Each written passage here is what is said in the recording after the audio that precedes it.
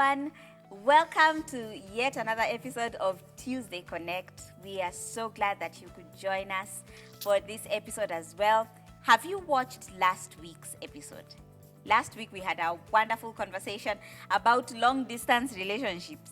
And if you have not yet watched that episode, we'd like to encourage you to go down to our YouTube channel where you'll be able to get this episode and much more, because we've done many more episodes over a period of time.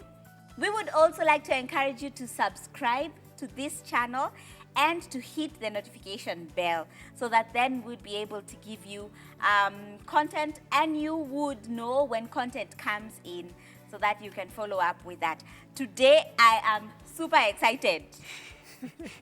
super excited because one person here has been missing for literally the whole forever. Yeah. The whole season. Week. Yeah. The whole season. He's been missing. He had told us, but he's here, so I think he's missed us. Kathy, you haven't said anything. That's the point. Okay. That's the point. Okay. Yeah. Okay. Ted Wahome, pastor here at Mamlaka Hill Chapel.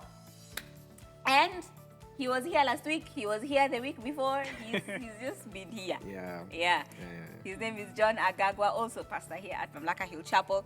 Last week, I remember we told you that we would be talking about the LGBTQ community.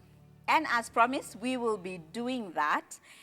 And I would just like to go straight ahead to do, I think, what needs to be done as a fundamental thing, as just basic, to define what LGBTQ means for the sake of those ones who may not be aware.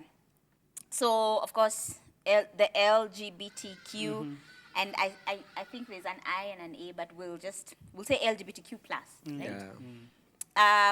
Stands for different sexual orientations, right? So we have the L, which is for lesbians, ladies who are attracted sexually to other ladies, right?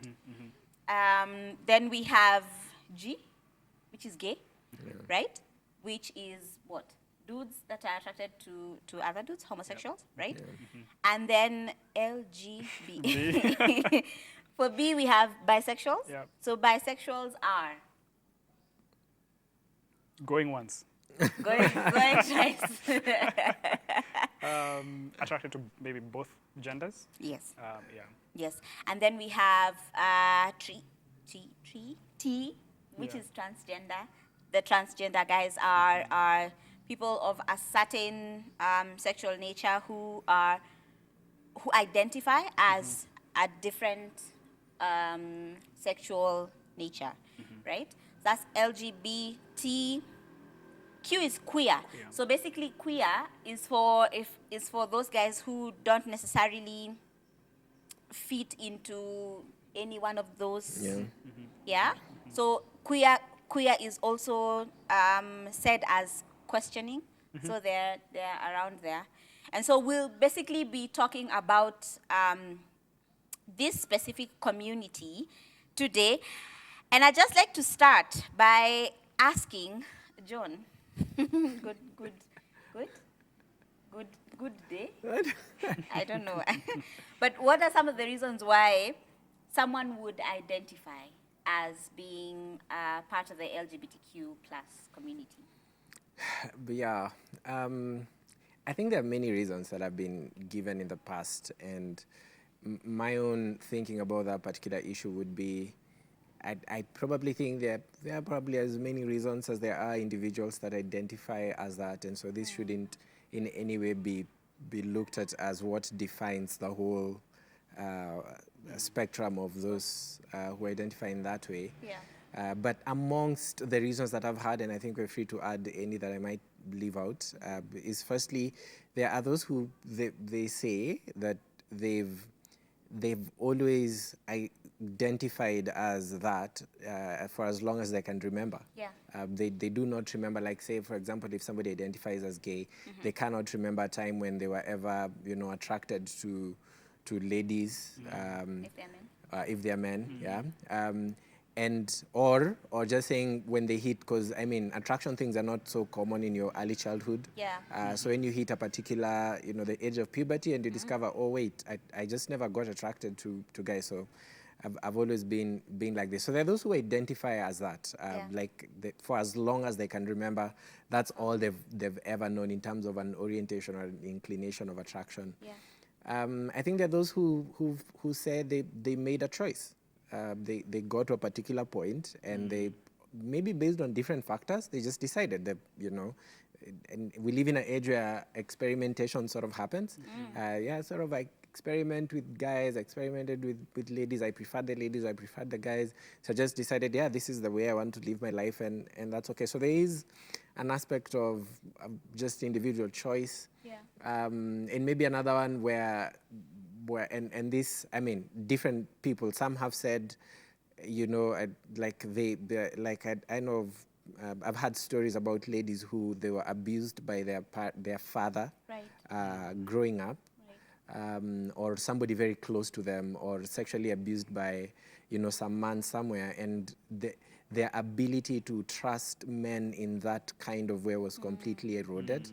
And so later on in life, when they wanted to make that kind of decision and they heard about this other option, they're like, I feel like my heart is endeared. I feel like I can trust a lady. I don't know that I can trust men. Yeah. In that way. I would never want to remember that kind of experience that I went through. And so they identify as that. So I think just as many people as there are that identify, you could come across myriads of reasons. And I think perhaps it's usually faulty or wrong if we try to assign one reason to everybody. It's creating a box that's too small to fit so many different diversities that we might not be able to represent the nuances of it. So I don't know if any other things comes to our minds, but that's what comes to mind. No, really, actually. I think you've covered the big blocks that sort of encapsulates everyone. I think the one for inclination is quite big for many. Just saying, for as long as I've been aware of myself, I've just found myself being inclined in this way. So Right.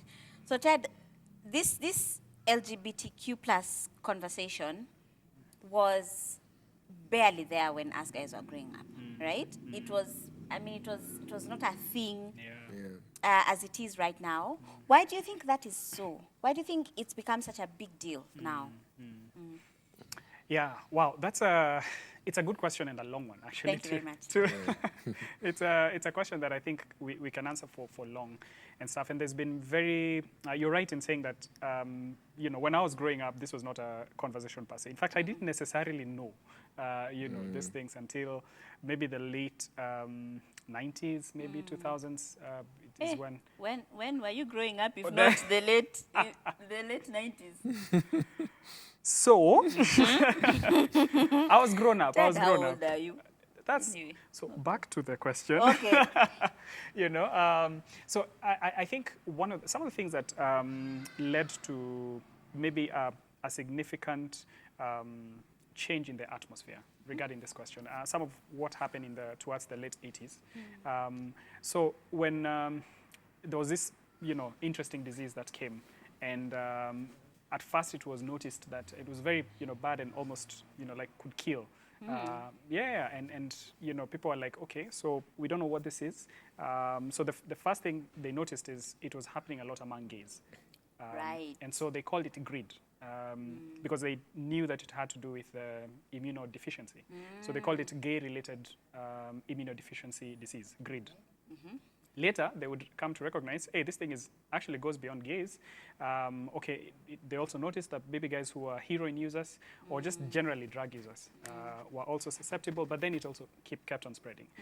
And so today we know it as AIDS, acquired immunodeficiency syndrome, right? And around that same time, two Harvard professors, Hunter Madsen and Kirk Marshall, wrote a book called After the Ball, How America Will Overcome Its Fear of Gays in the 90s. And they said basically almost like a sermon. It had 3 M's. There was a moment to seize, a method to use, and a media campaign. The moment was, hey, man, this community had been pummeled nicely by AIDS per se at the time. And so they said, okay, we're going to seize this moment and ensure that we change the script. And in a sense, you know, make people realize that this is not, you know, now we become the victimized minority. Right. Okay? Right. We are the victimized minority, sorry, so we become now, yeah, exactly, just that. So, and then they said, you know, the method we're going to use is propaganda. By the way, all this is in the book. All right. Yeah, so they actually say we are going to use propaganda. And the thing about propaganda is that it's usually one-sided, it's very subjective, right? And it's based on lies, right? And then they said that we're going to use a media campaign. And the media campaign involved 3 levels. So the first one is called desensitizing. All right. The first level, desensitizing. In fact, I just want to read excerpts of this book. Cool. You know, just a little bit. This is what they said about desensitizing. And the point, or maybe the big thing there is really, how do we get people to see that we are not all that bad? And we are sort of, we are your next door neighbor. Right. So let's desensitize you. So this is what they said. To desensitize straights to gays and gayness, inundate them with a continuous flood of gay-related advertising, presenting them in the least offensive fashion possible. If straights can't shut off the shower, they might as well eventually get used to being wet. So the idea is, let's help people to see this is normal. Yeah. Make it normal, right? So straights need to start seeing gays as often as possible, and over time, that will become, you know, normative. The second stage was called jamming. So jamming is where you accuse religious people. Gays can use talk to muddy the moral waters. That is to undercut some of the rationalizations that justify religious bigotry and jam some of its psychic rewards. Portray anti-gay institutions as antiquated, backwards, badly out of step with the times, and with the latest findings of psychology. And I think if you listen a lot to what people are saying right now, is if you are actually, you know, speaking ill of gays, you are very bigoted. You're very narrow thinking and stuff like that, right? And then says that the last stage then is conversion. Both desensitizing and jamming, though good and useful, are only preludes to our highest and long-range goal of conversion. If it isn't enough that anti-gay proponents become confused about us or even indifferent to us, we are safest in the long run when we make them actively like us. Right.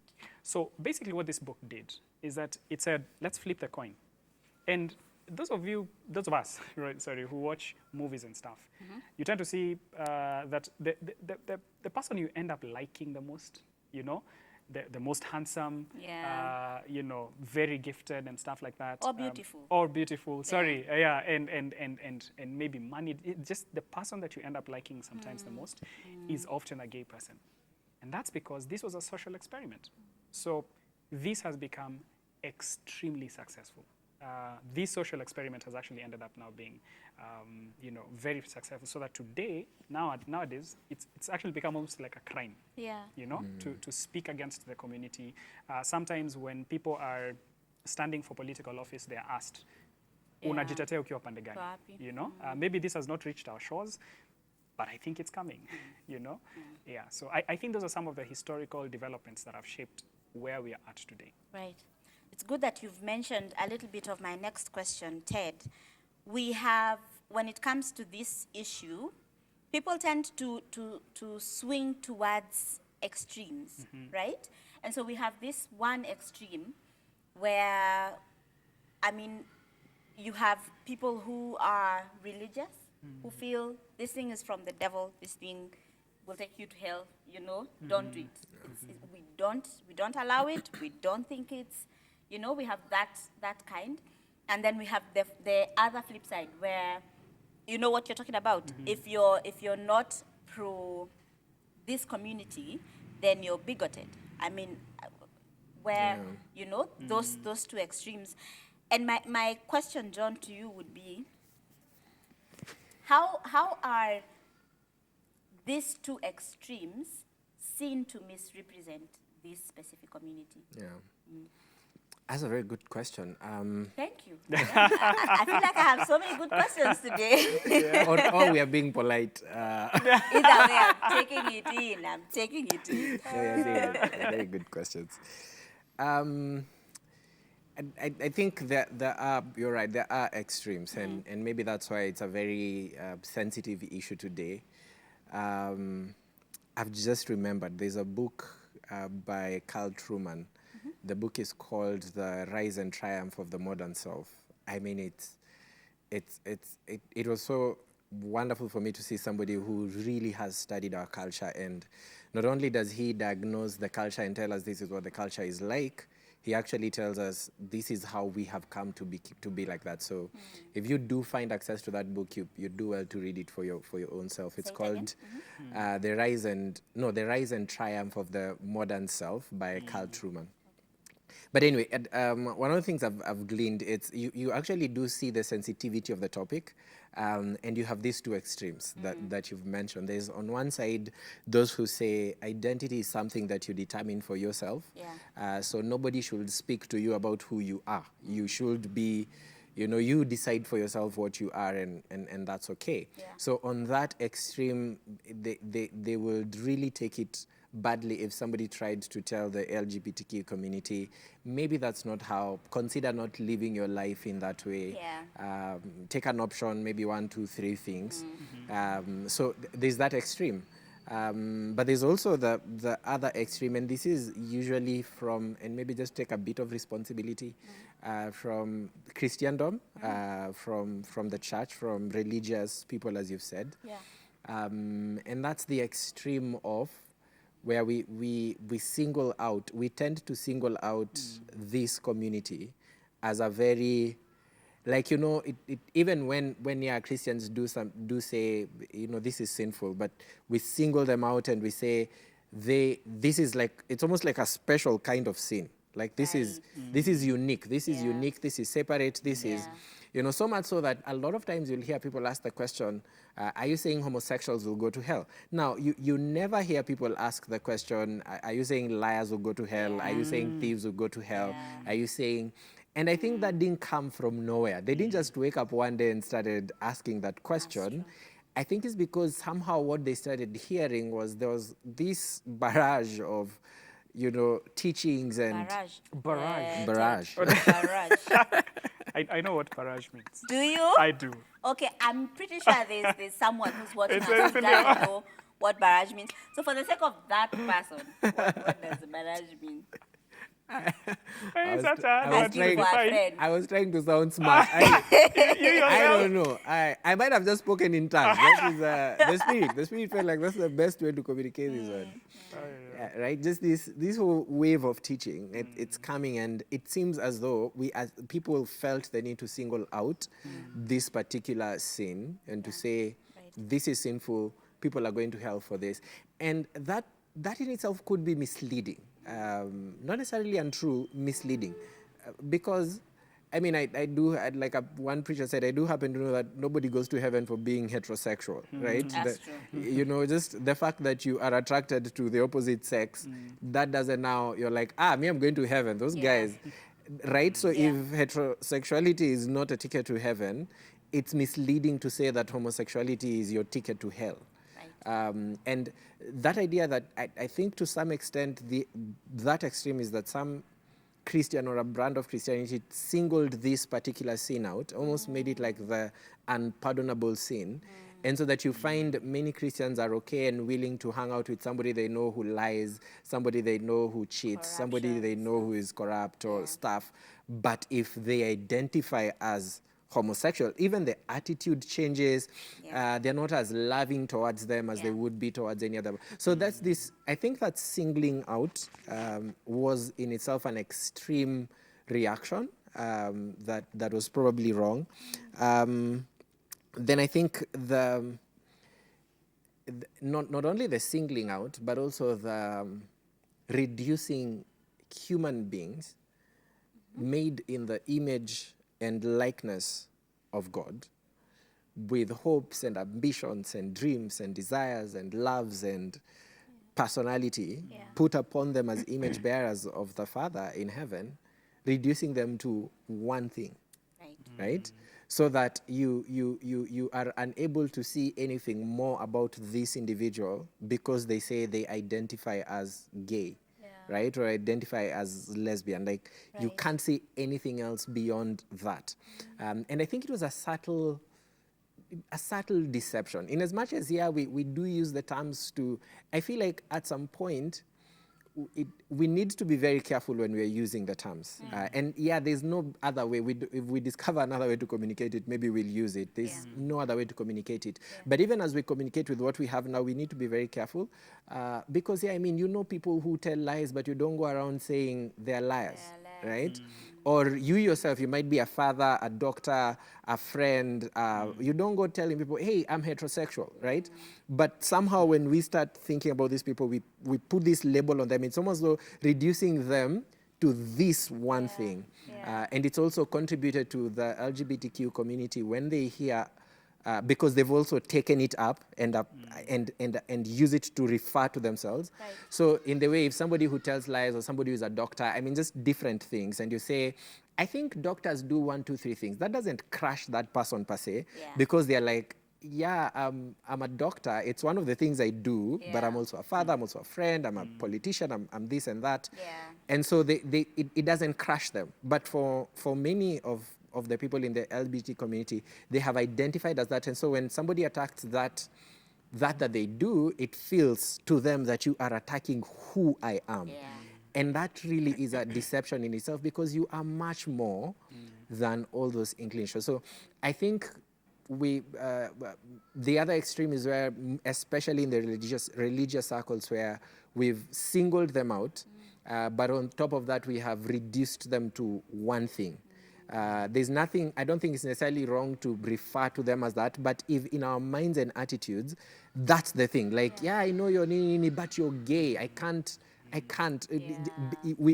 other words, then you're unwilling to see anything more of that individual because of this particular thing. Right. And I think that's an extreme. So there are those two extremes. There's the guys who are saying, leave them alone. Identity is something you choose for yourself. Don't impose identity on people. And then there's this other extreme where just, you single this particular sin out and make it look like the worst of all kinds of sin, and then reduce these people that are made in God's image into one particular aspect of their life, and on the basis of that, refuse to see anything else about them. Let's expound a bit more on the whole issue of extremes. Why do we feel that both sides are extremes, Ted? I think maybe just to emphasize again something that John has said. It's one thing to, like, if ever you are in a conversation with somebody who identifies themselves as part of the LGBTQ community, it's easy to actually just sort of see that as the only thing that describes them. I think it's an easy thing, because we also do that in common conversation. We meet, I'm a banker, I'm a so-and-so. So it's partly just part of the lingo that we use. But I think it's to have our whole idea about identity restructured and rewired by the Bible. Right. So that we recognize that identity is something way more, and that we are looking at how, in what ways are we actually like God, right? And part of the reason, I think, why there is good reason sometimes to, not sometimes, there's actually good reason to think of homosexuality as a big deal. Right. And that's because, at least as we see it in the scriptures, right, homosexuality throughout the whole corpus of scripture is forbidden. It's treated as unnatural. It's treated as something that is not necessarily the design. When God created man and woman, he made them in his image. And actually Genesis 1 says that he made them in his own image. That means that sexuality is actually part of the way and part of what is included in being the image of God. Image of God, right? And that means that that was the design, and that's how God intended it to be. Right. And so, you go to the Old Testament, Leviticus 18, this is way after the fall, and God has constituted Israel. And you hear and you read some of these statements, for instance, which, by the way, always come up when maybe somebody in the same, or somebody in the LGBTQ community is trying to talk about, is trying to push back. They'll say, okay, your Bible says that you should stone homosexuals.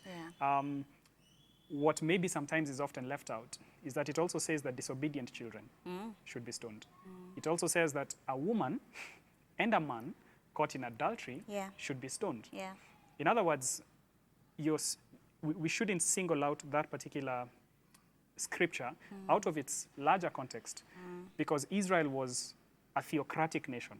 You know, that's a nation that is both a religious entity and a civil entity. Right. And that means that they are governed by the laws of God as a nation, which we are not as a church, right? And so part of stoning was actually just a means of capital punishment, right? So that was instituted in a way so that to first of all enforce what God had already stated in the Decalogue, in the 10 Commandments, and in the laws as they were expounded by Moses, right? But also to ensure that civil life was maintained, right? So there is good reason, first of all, to say that this is actually a big deal, just because we want to reflect God and his character in every single area of our lives, including our sexuality.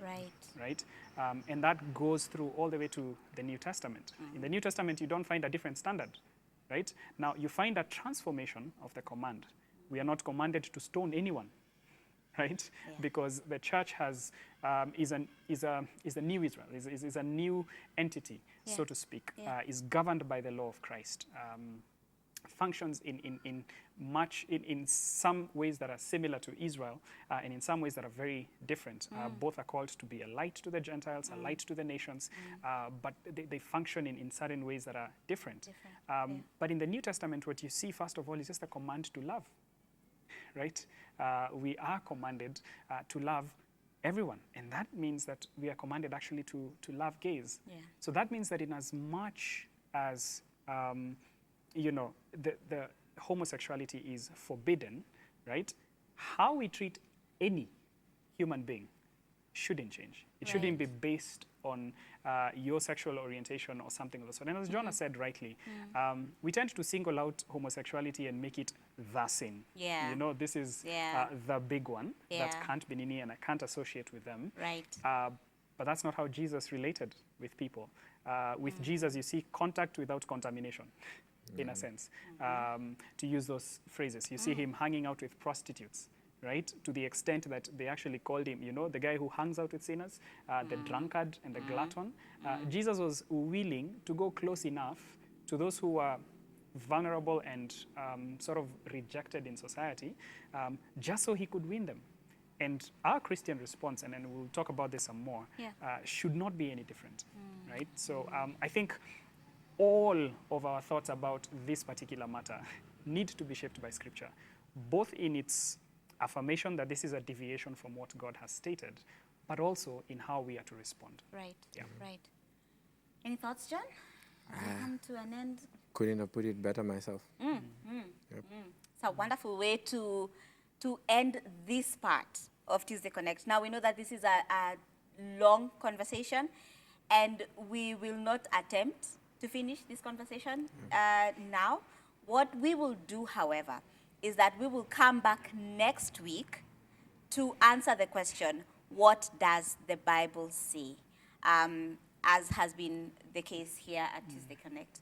And so we would like to encourage you to join us next week, same time, for another episode of Tuesday Connect, where we will be going on with this same conversation, and we'll be answering questions like Ted had said, what's the Christian response to this whole LGBTQ question? And if I know someone, or I myself, I am inclined to that kind of thing, that if I what's it called, same-sex attraction, if I am that, if hey, this sentence has if I'm inclined to same-sex attraction, what should I do about that? We'll be having that conversation next week, and we would like you to ask a friend to join us as well, because we would like as many people as possible to have this conversation with us. But until next week, thank you for joining us. See you again, and God bless you.